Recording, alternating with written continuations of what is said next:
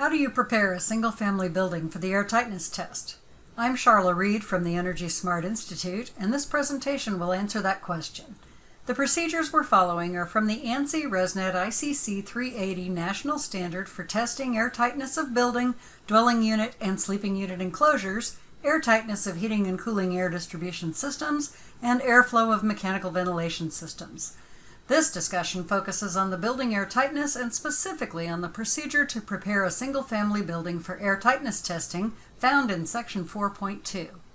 This preparation consists of 4 straightforward steps. Close it up, open it up, turn it off, and handle the holes. But let's take this one step at a time.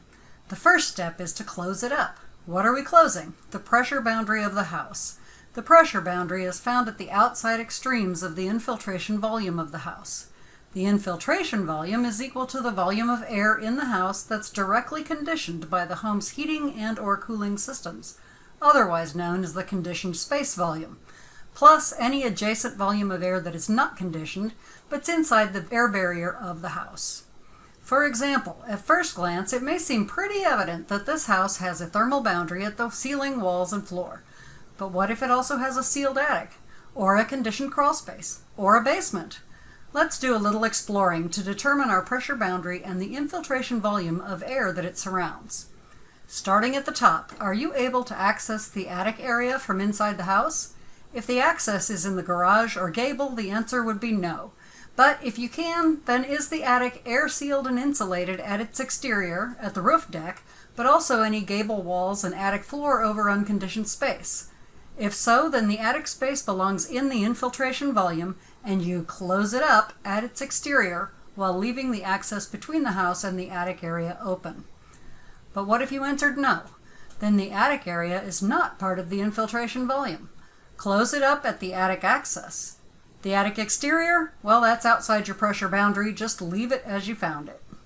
Moving down the structure, all the exterior doors and windows need to be closed and latched. Be sure to check them for yourself. It's not uncommon for a top sash of a window to drop or a latch to be misaligned, causing gaps and openings in your pressure boundary. The garage is a special case.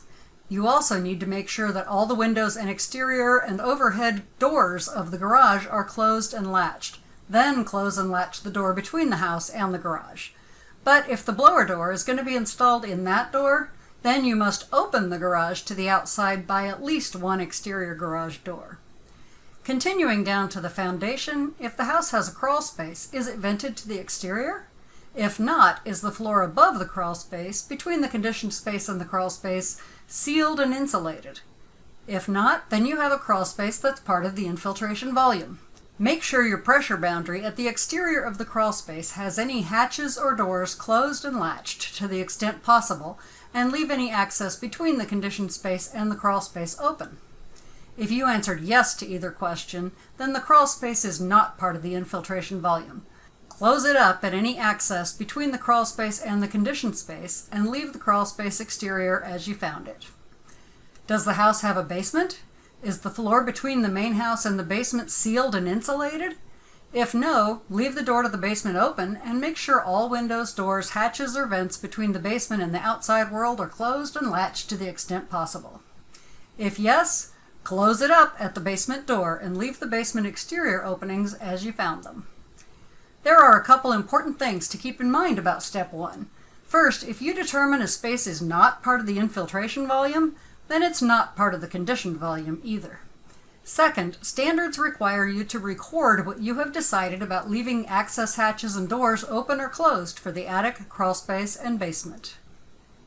Now that you have the pressure boundary closed up, step 2, open it up, means to make sure that the infiltration volume is fully open. You already opened the applicable access points between the conditioned space volume and the infiltration volume.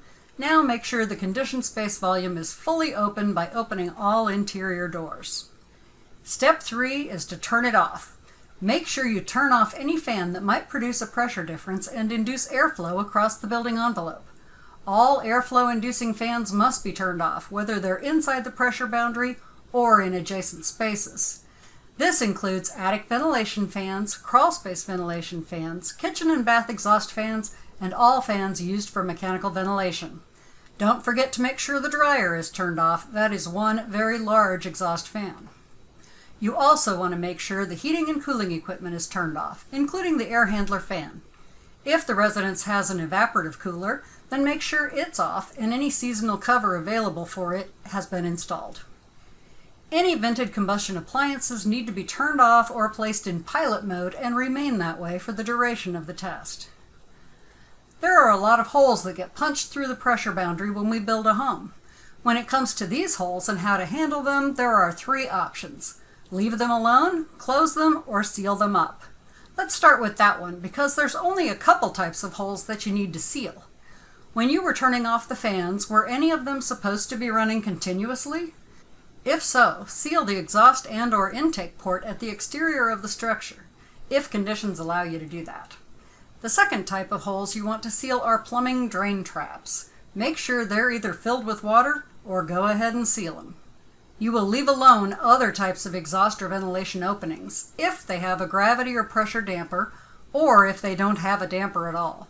This includes intermittent local exhaust such as kitchen or bath exhaust or that dryer vent, and intermittent ventilation that has fans that are just open ducts such as those that provide makeup air for exhaust-only fans or pressure relief, including those that are attached to the air handler or the return duct system. You also leave alone any combustion appliance flue vents and the heating and cooling supply registers and return grills.